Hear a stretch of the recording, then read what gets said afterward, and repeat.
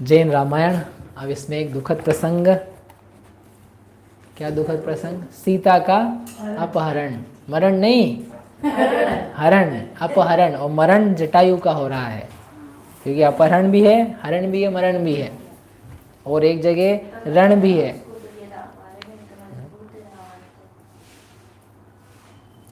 जानी जब जानकी जो मोकु हरि चाल्यो यहे, तबे विले लाप करे राम नाम ले के। रावण विचारी निज कंत जाके उर माही, आप भरे तार इष्ट अन्य सर्व हेय के। आनी हम कोनी काजी अंगीकार कीनु अब किम, अबे कहा मारो असी तेजु उम गेय के। ऐसे कही मारन को उद्यम विचार्यो जबे, फेरी भाव किए मन में सुज्ञान वेय के। आए समझ में? देखो क्या हुआ, जब उनको सीता को लगा रहे अपन तो अपहृत हो गए, मतलब जैसे उसको उठाया बिठाया, वो छुपा रखा था ना, उसको उठा के बिठा लिया, उसने गोद में बिठा के रख लिया, कहाँ? विमान में। वो जैसे ही उसको ऐसा हुआ तो उसने चिल्लाया, हे राम, हे राम, हे भाई लक्ष्मण, जटायु, कोई तो रक्षा करो। सब उसने सब प्रकार से मदद के लिए, और रोई चिल्लाई वो, लेकिन कोई आया नहीं। इतने में तो वो विमान जो था अपने प्लेन जैसा, 5 मिनट तो बहुत हो गए, आधा मिनट में ही उड़ान भर के दूर निकल जाने लगा।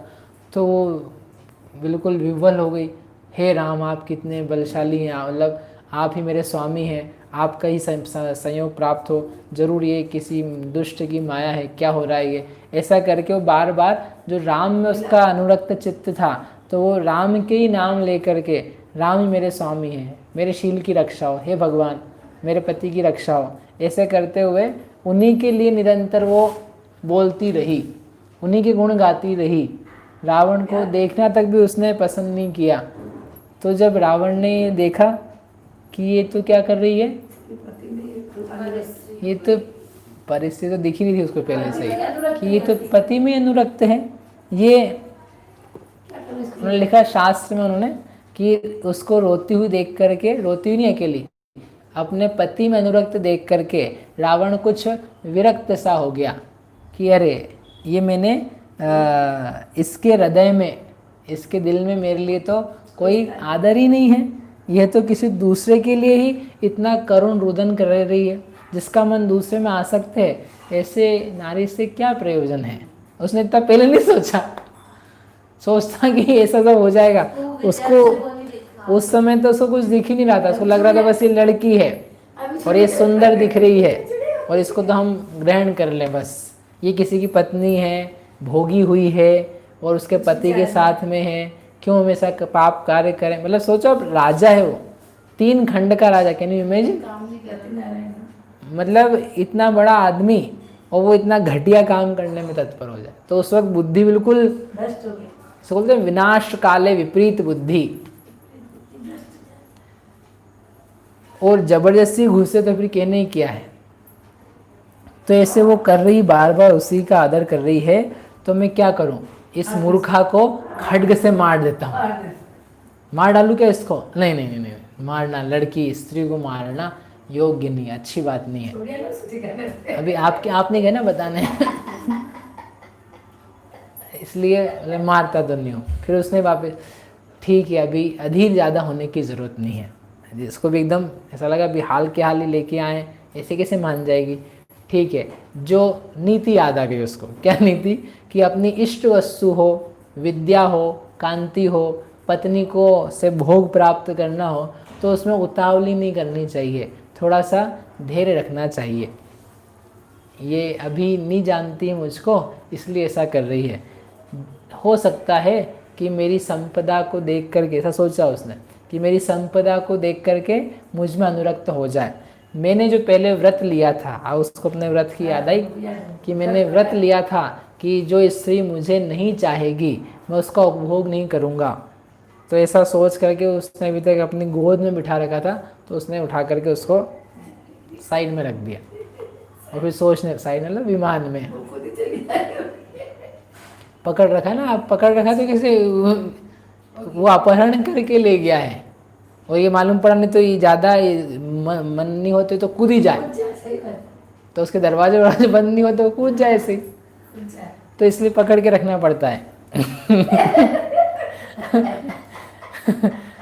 नहीं तो और ना अपने को मिली ना उसको मिली। उसकी रक्षा भी देखो, सीता इतने दिन वहाँ रही फिर भी उसकी रक्षा हुई, उसके शील की भी रक्षा हुई, उसके जीवन की भी रक्षा हुई। अभी देखो आप कथा में बहुत सारी चीज़ें हैं। तो ऐसा उसने व्रत लिया था तो उसने कहा कि अभी छोड़ देता हूँ, लेकिन ज़रूर संभव है कि यह समय पाकर मेरी संपदा के कारण मेरी अनुकूल हो जाएगी, ऐसा विचार करके उसने बिठा दिया। तो आचार्य कहते तो ठीक ही है, क्योंकि कर्म से प्रेरित मृत्यु उसके योग्य समय की प्रतीक्षा करती। भाई अभी जाता तो छोड़ के भी आ सकता था अभी, लेकिन उसकी मृत्यु होनी ना उसकी निमित्त से सब संयोग जो से भी करके, तो इसलिए उसने उसको बिठा करके वो ले जा रहा, और ऐसा करके वो ले गया। तो उसने विचार किया था, विचार करके उसने सब पर विद्या पर धन तिया और परायो काज, होले होले लीजिए जुक्ति प्रेम बुद्धि साजी। पराई विद्या, पराया धन, पराई स्त्री, पराया राज्य, तो होले होले लीजिए। वो धीरे धीरे मिलता है, अचानक नहीं मिल जाएगा। भी आपको डाका डालना है तो अचानक कैसे होएगा। करूं संग हटते जो अबे, मेरो नेम भंग वे तबे, प्राण सुधन क्षय करनु सार, परिव्रत भंगन सारे लगार। लेकिन ये प्रशंसनीय बात है रावण की कि उसने जो नियम लिया था, तो नियम जो मैंने लिया है अनंत वीर केवली भगवान से उस दिन सोच करके कि मैं अब क्या नियम लूँ, बाकी सामान्य नियम तो मेरे सब हैं, ये सोचा था उसने। अब और क्या चाहूँ, तो उसने ये सोच के लिया था नियम कि पर स्त्री जो है ना उसका मैं त्याग करता हूँ, जो स्त्री मुझे नहीं चाहेगी उसको। तो उसने ये घमंड में लिया था ये नियम में, ऐसी कौन स्त्री होगी जो मुझे नहीं चाहेगी, और जो नहीं चाहेगी तो अपन क्यों उसमें अपन ऐसी स्त्री में मन लगाएंगे। तो दोनों तरह से सोच करके उसने गर्व में आकर के नियम लिया था, और वो गर्व का नियम उसके लिए भारी पड़ रहा है। लेकिन फिर भी रावण ने जो किया ना वो प्रशंस किया, मतलब व्रत का निभाना, क्योंकि आजकल की तारीख में तो कहते रावण भी नहीं है। लोग जो है ना, राम तो दूर की बात है, बोले रावण भी नहीं है। रावण के घर में सीता जितने भी दिन रही, 2-3 महीने 6 महीने, उसको उसने छुआ तक नहीं, और सब कर सकता था वो, ठीक है। कोई उसको पकड़ने वाला भी नहीं था, कोई उसके ऊपर न्यायालय भी नहीं था। He was himself Raja, supreme court, nobody could do anything. लेकिन फिर भी सीता रह पाई, क्यों? क्योंकि सीता का शील था, ये उसकी पर्सनल चीज़ है, लेकिन रावण का भी शील था नियम का, तो इसलिए बची रही वो। इसके लिए रावण प्रशंसनीय। आजकल के यहाँ तो कोई छोड़ जाए कोई, तो वो तो क्या होता है आप जानते हैं, ज़्यादा बोलने की ज़रूरत नहीं है। सोच विचार के घर में जाना किसी के, कि लड़कियां हैं बच्चियां हैं, किसी के साथ में घूमती फिरती नहीं चली जाए। आप देखो कितने सारे केसेस होते रहते, किसी पे विश्वास करना मुश्किल पड़ रहा है, दोस्तों पे विश्वास कर लेते, कलीग्स पे विश्वास कर लेते, बड़ों पे विश्वास कर लेते। जहाँ विश्वास अपने को पता ही नहीं है, वो पता भी हो ना, मतलब बहुत दूर के लोग, कौन कहाँ कहाँ मिलता जुलता रहता है, 2 दिन की दोस्ती यारी, साल भर की, 5 साल की, वो बहुत ऐसे ही सब पानी में जाती है। इसलिए बहुत संभल करके रहने की आवश्यकता है। छोटे बच्चे बच्चियाँ, बड़े युवते युवतियाँ, विवाहित तक भी, सबके सब। बहुत समय जो है इस प्रकार का है कि लड़कियों को समझना चाहिए बहुत ज़्यादा। आप बाहर जाएं, मिलें जुलें, जो आपके लोग मित्र सहेलियाँ हैं, लेकिन ये पुरुष जो है ना, ये कितने ख़राब होते जा रहे हैं। आप देख लो, फिर भी नहीं समझ में आए, नहीं हम तो जाएं, हमारे लड़के फ्रेंड्स हैं तो क्या ख़राब है। अब दिख रहा है फिर भी तुम्हें नहीं समझ में आया तो हम क्या करें। आपको जगत नहीं दिखाई दे रहा कैसा होता जा रहा है, और सिखाने वाले क्या क्या सिखाने के सारे चित्र, अश्लीलताएँ दिखाई जा रही है, जिससे उसका मन और भड़ के उसको विवेक शून्य हो जाए, वो सब कराया जा रहा है। वो फिर भी तुम आग में कूदना चाहते हो, तो मुझे बड़ा आश्चर्य है कि आप कैसी बुद्धि के धारक हो। आधुनिकता के नाम पर आपने अपनी इज्जत तक को बेच दिया। इसलिए बहुत विचार करके किसी के साथ जाना आना उठना बैठना, रात के समय नहीं दिन के समय भी। ये आपके जितने कांड हुए सब दिन के समय में, जिसके कारण देश में बवाल मस्ती थे। शीलवती नारी यहाँ जो हटते त्यों लाए, तो विद्या क्षय जायसी या देते जुसराय। वो ये शीलवती नारी है, इसके शील का ही प्रभाव है, तो उससे मेरी कोई विद्याएं नष्ट हो जाए, अपना राज चला जाए। इतना तो यहाँ शास्त्र में नहीं दिया, लेकिन शील की रक्षा भी इसका मन है, तो शीलवती है, इसलिए अपन इससे दूर रहते हैं। अभी ऐसा चिंतन करके करते हैं। अब इधर ये तो चला गया, इधर की एक कथा पूरी हो गई। राम गयो संग्राम मझारी, लक्ष्मण तब इम बैन उचारी, तुम इस थल किम आए देव, राम कहे ते वच सुनिए। जो संग्राम में रामचंद्र जी पहुंचे, जहाँ पे वो सब सिर कट कट के गिर रहे थे, उन्होंने कहा हाँ लक्ष्मण जी हम आ गए। बोले महाराज आप क्यों आ गए हैं? हे भ्रात, आप वहाँ पर सीता को अकेली छोड़ करके यहाँ क्यों आए हैं? आपको किसने बुलाया है? तो बोले हाँ तुम्हारा शब्द सुन के आए। बोले शब्द? हमने कोई शब्द नहीं किया है, आप कृपा करके जाओ, हम आते हैं। बोले लड़ रहे थे उनके, आप रुको, अच्छा आप आ गए, थैंक यू। नहीं आप जाओ, आप जाके सीता की प्रयत्नपूर्वक रक्षा करें। तो रामचंद्र जी ने आशीर्वाद दिया उनको, इस पूरे संग्राम में आपकी हो सकुशलता पूर्वक जीत हो, आपकी वृद्धि हो, ऐसा आशीर्वाद दे करके वो क्षण भर में शंकित होते हुए कि ऐसा कैसे हो गया, कुछ तो गड़बड़, क्षण भर में वो वापस आए। एक एव सीतावन माही, छोरी आवनी थी तुम नाही। लक्ष्मण जी ने कहा सीता अकेली थी, उसको छोड़ना आपके लिए ठीक नहीं था, आप तो अब तुम जाओ वेग नरिंद, इम सुखी भाखे दशरथ नंद, अरि बलवंत जीत जो भ्रात। बलवान अरि शत्रु को आप जीतना। इम कही जेते रघुपति आत, ऐसा कहकर के वो वापस आए। और जब वो वापस आए तो उसके बाद ते दी से सीता नाही, राम तबे मुख सीता कहा। और आते से क्षण भर में, जब उन्होंने पल भर में आए उधर से फटाफट भाग करके, तो देखते हैं कि वहाँ पर तो सीता नहीं। कहते हैं सीता कहाँ है? हे सीता, हे सीता। अब उनका सारा दुख यहाँ से चालू होता है। अभी तक वो कभी दुखी नहीं हुए, उन्हें कोई प्रतिकूलता ही नहीं दिखी। एक प्रकार से प्रतिकूलताओं में भी उन्होंने प्रतिकूलताएं नहीं मानी। राज्य आदि छूट जाना, पैदल चलना, युद्ध करना, घर बनाना, जगह जगह बदलना, जो जो भी लौकिक चीज़ है उनको कभी उसको कुछ नहीं हुआ। लेकिन इनकी रक्षा का भार भी इनके ऊपर था, और इनकी प्रिय पत्नी थी पुराने भवों से, तो इनको अब बहुत संताप होना चालू हो रहा है। कह रहे सीता सीता, उन्हें आवाज़ लगाई। अब वो बोले नहीं दिख रही यहाँ पर, इधर उधर सब चेक किया। हा सीता इम भाख गिर्यो भू ऊपरे, तब धरणी निज नाथ मिल्या शोभा धरे, चेत भय रघुनाथ लखे वन में तबे, अरुमुख ते द्रुम बैन कहे तिय सो तबे। हाँ सीता दिखाई नहीं दे रही है, सम्यक दृष्टि हो, ज्ञानी हो, जिन बिंब दिखाई ना दे, जिन दर्शन ना हो तो उसको दुख होता है, अरे हमारे भगवान कहाँ हैं। भीतर ज्ञानी हो तो अपना आत्मा दिखाई ना दे तो उसको देखने के लिए लालायित होता है। ऐसे राम को सीता नहीं दिखाई दी तो वो देख करके दृष्टि से ओझल हो गई, तो वो मूर्छित हो गए, मतलब बेहोश हो गए और जमीन पर गिर पड़े। आचार्य देव ने उस समय उपमा करी कि ऐसे गिरे जमीन पर तो मानो जैसे भूमि को अपना स्वामी मिल गया हो। भूमि उनके लेटने गिरने से पड़ने से सुशोभित हो गई। फिर जब वो वापस उनको चेतना आई कुछ क्षणों में, तो उन्होंने कहा अरे हे सीता कहाँ गई हो, मैं तुम्हारे लिए आवाज़ दे रहा हूँ, तुमने इतनी देर तक तो कभी भी मुझसे क्रोध नहीं किया। चलो चलो हम जा रहे हैं, चलो अपने को चलना है यहाँ से, यहाँ नहीं रुकेंगे, अब चलते हैं वापस, हम प्रयाण कर रहे हैं, लेट्स कम। हिंदी में आप चलो।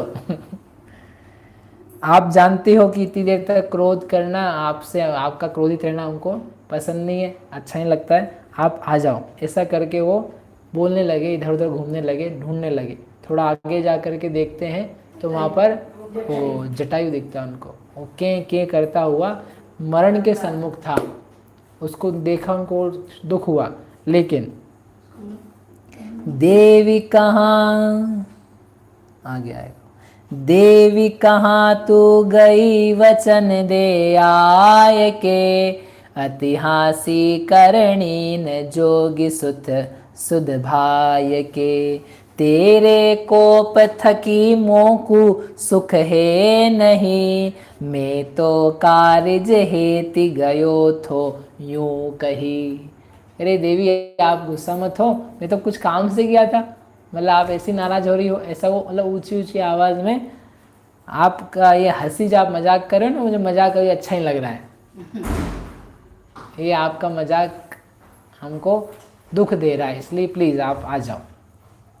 तेरे तेरे कुवियोग थकी जावत तू है मोही प्राण, याते शुभ बेन बेगी दीजिए सुभाव सो। तुम्हारे वियोग से तो मेरे प्राण निकल रहे हैं, तो इसलिए प्लीज़ आप एक वचन बोल करके, कुछ शब्द कह करके मेरे को ढांढस बंधाओ, मुझे आश्वासन दो कि आप यहीं हो, तो मैं बहुत परेशान हो रहा हूँ। मोसो सुखदाय प्रीति तोरी नित ही करार, ऐसे कही रामचंद्र फिरे हैं उपावसो।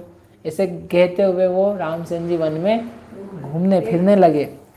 ताही वन में जटायु पंछी लखी के अचेत, मंद मंद बेन कहे दुखी अति घाव सो।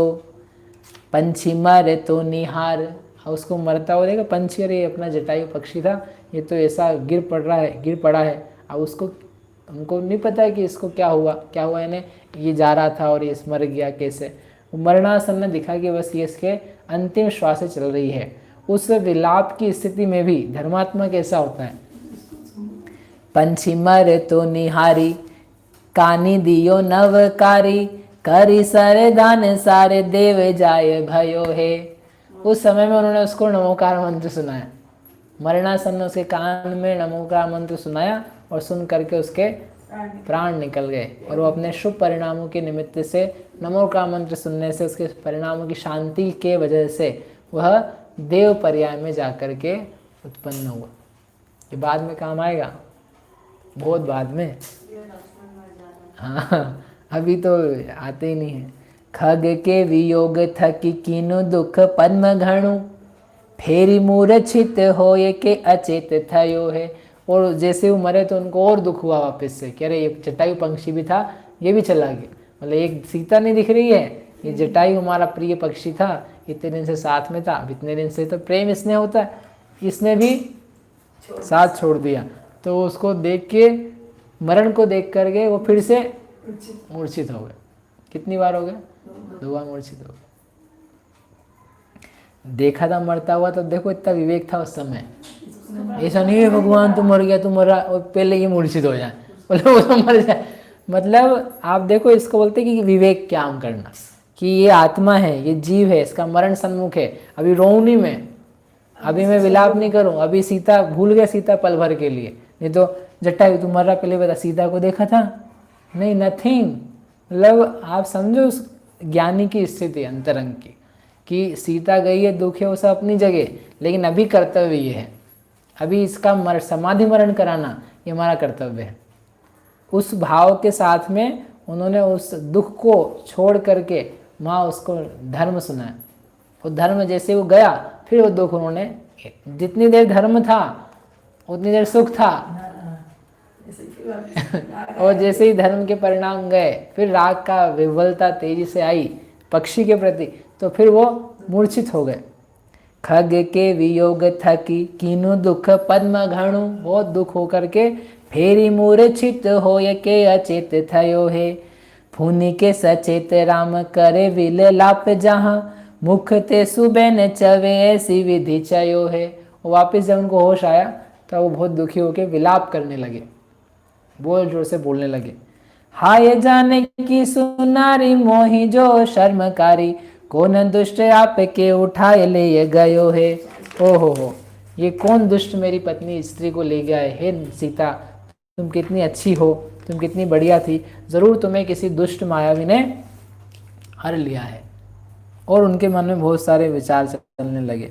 सिंहादिक बहु जंतु सो इम पूछी जब राम, जो तुम देखी जानकी मोहि बताओ वाम। तो वृक्षों से पूछने लगे, हे वृक्षों, ये तुलसीदास जी ने भी लिखा उनके रामायण में, हे मृगनयनी, हे हिरणी, तुम देखी सीता मृगनयनी, क्या तुमने सीता मृगनयनी को देखा है?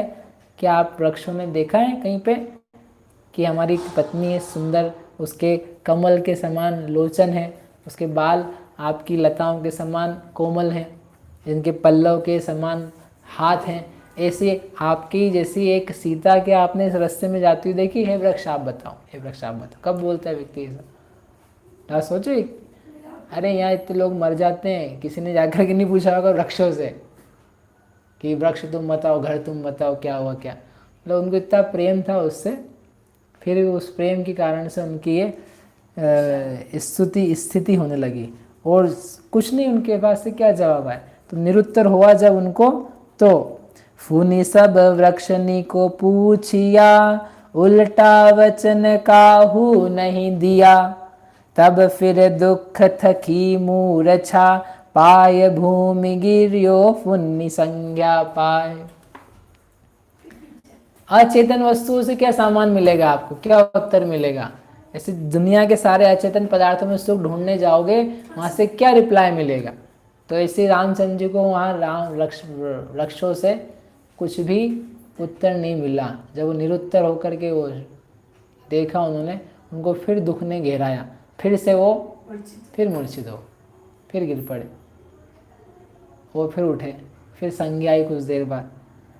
अब जब उनको वापस जगे, क्रोधित हो ये धनुष करी लियो, ताहि चढ़ाय शबद तसु कियो, पुनि टंकार सकल वन चरा, मन माही अति ही भय धरा। वापिस उठे, उनको गुस्सा आया, कहाँ है सीता, कौन ले गया है, कहाँ ले गया है? तो उनका जो धनुष था, वज्रावर्त सागरावर्त, एक इनके पास, एक धनुष लक्ष्मण के पास है, उसकी डोरी चढ़ाई, कवच पहना और उसकी टंकार छोड़ने लगे, उसके जो आस्फालन होता है उसका वो करने लगे, बार बार सिंहनाद करने लगे, आवाज़ करने लगे। सब उनकी आवाज़ सुन करके जो वन के हाथी पशु आदि थे सब घबरा गए, डर गए, एकदम क्षण भर के लिए ठहर गए, कान खड़े होकर सुनने लगे क्या हो रहा है। और क्या कर सकते हो पशु, कुछ भी नहीं हुआ उससे। उन्होंने चिल्लाया भी, आवाज़ भी दी बहुत सारी, फिर वो वापस से देखा कुछ नहीं हुआ इससे, किसके ऊपर बाण चढ़ाऊँ? मतलब उनको ये नहीं आया गुस्सा कि अब जो सामने आएगा हम उसको मार देंगे। जो मूर्ख व्यक्ति होता है ना, पापी अज्ञानी, तो बोले कौन ले गया है, सामने हिरण दिख रहा है, हिरण पे चला दे। जैसे गुस्सा आता है ना घर में, तो क्या करता है, अब जिसके ऊपर जो दिखा सामने उसके ऊपर निकाल देता है। जबकि कर्तव्य ये है, इन्होंने कुछ नहीं बिगाड़ा हमारा, इन्होंने कुछ कहा, इन्होंने कुछ नहीं कहा, इन्होंने कुछ नहीं कहा, नहीं ये कुछ बोल रहा है आपको गुस्सा आ रहा है, तो गुस्सा आ रहा है वो मेरी प्रॉब्लम है किसी और कारण से, लेकिन ये मुझे कह रहा है गुस्से के समय, तो इसको क्या मैं गुस्सा करूं? अपनी प्रॉब्लम क्या रहती पता है, गुस्सा कहीं और से आ रहा है। फिर ऊपर से बहन जी लड़ करके आई, नीचे चौके में पहुंची और भाई ने कुछ कहा, पत्नी ने कुछ, मतलब सास ने कुछ कहा, बच्चे ने कुछ कहा। देखो बोल रहे ना सुबह समझाते ना कि खाना खत्म होना चाहिए, कैसे नहीं हुआ, बैठ खत्म करो बिहार। अब वो बच्चे को भी समझ में नहीं आएगी क्या हो गया, व्हाट इज दिस, मैंने तो कुछ करा ही नहीं अभी, मेरे ऊपर ही कौन सा बवाल मचा है। तो ये है अज्ञानी की स्थिति कि कहीं का कहीं होता है, गुस्सा तो आ रहा है, अज्ञानी ज्ञानी को भी गुस्सा आता है, तो गुस्सा आकर के, लेकिन जैसे इनको गुस्सा है, मारने की भी इच्छा हो रही है इनको कि जिसने जो ले गया मेरी पत्नी को हर करके मैं उससे युद्ध करूं, मारूं, तो उनको दिख रहे बहुत सारे, एक के ऊपर भी उन्होंने गुस्सा नहीं निकाला। बोले इनका क्या है, इनसे क्या लेन देन है, इनको तो कुछ पता भी नहीं। ये बहुत बड़ी बात है, ये बहुत बड़ी शिक्षा है कि जिसका जहाँ जो संबंध गुस्सा का है, भाई वहीं जाके आप निपटना, हमारे ऊपर क्यों। वो घर वाले ये तो बोलते हैं, ऑफिस का गुस्सा हम पे क्यों निकाल रहे हो, दुकानदारी का गुस्सा हम पे क्यों निकाल रहे हो, कोई तुमको ठोक गया गाड़ी में उसका गुस्सा हम पे क्यों निकाल रहे हो भाई, हम पे क्यों, हमने क्या बिगाड़ा है। आप हम पे नहीं बिगड़ो, आप समझदार हो तो आप नहीं बिगड़ोगे, और यदि आप मूर्ख हो तो जो करते हो उसको करते ही रहोगे।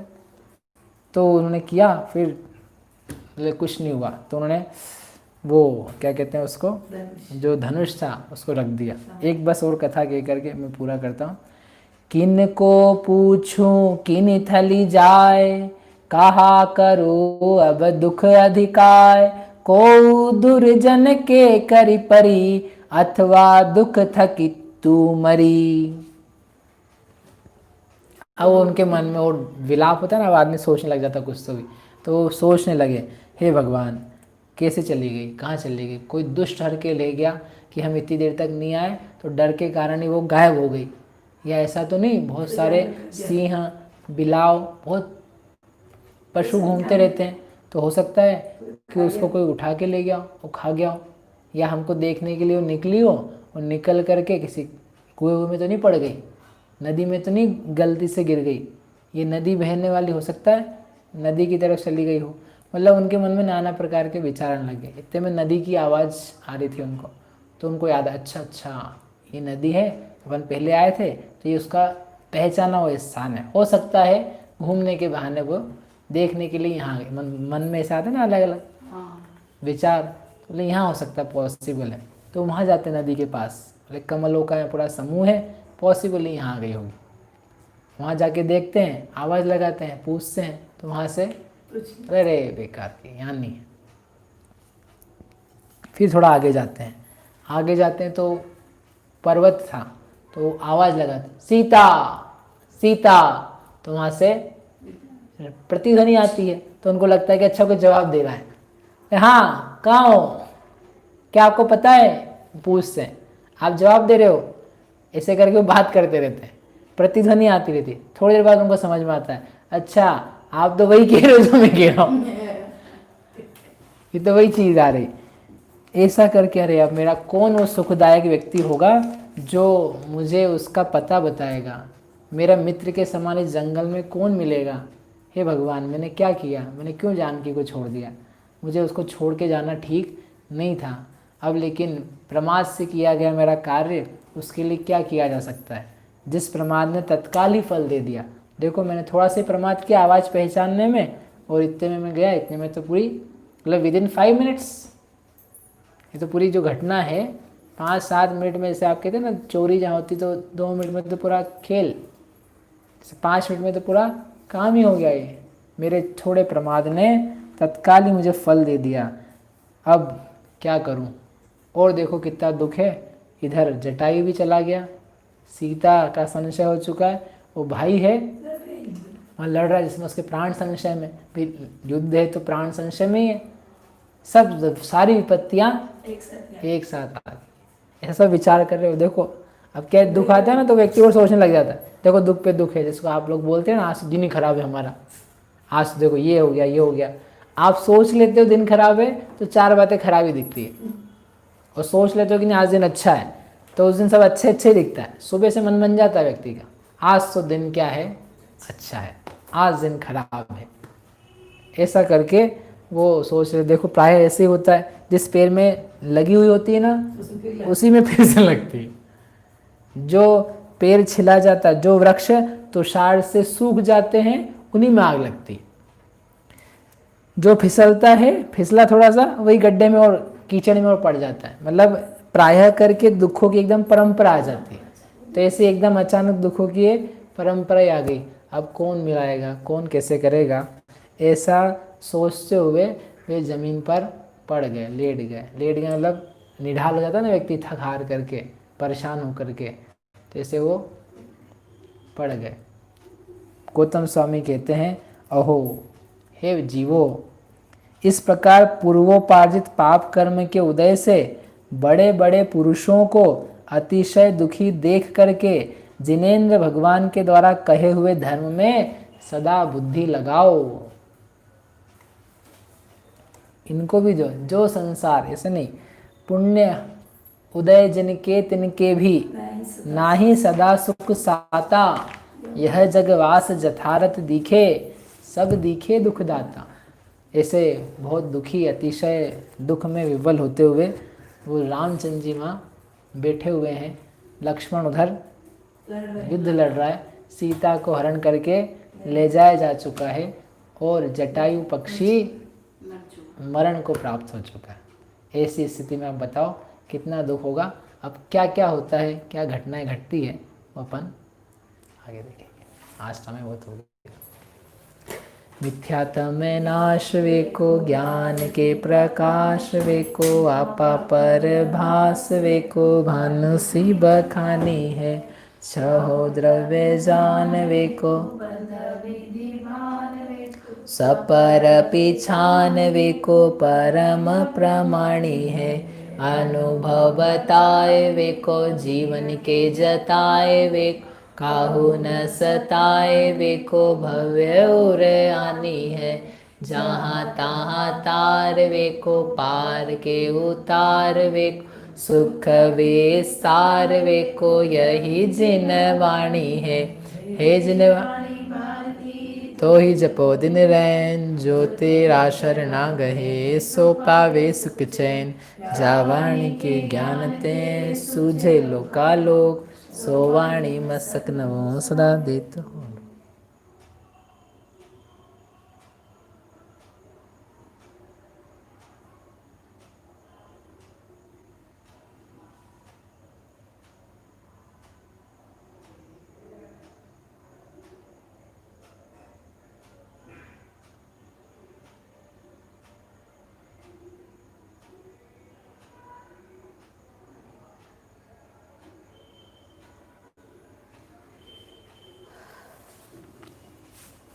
द्वारशांग जिनवाणी माता की जय, महान जैन धर्म की जय।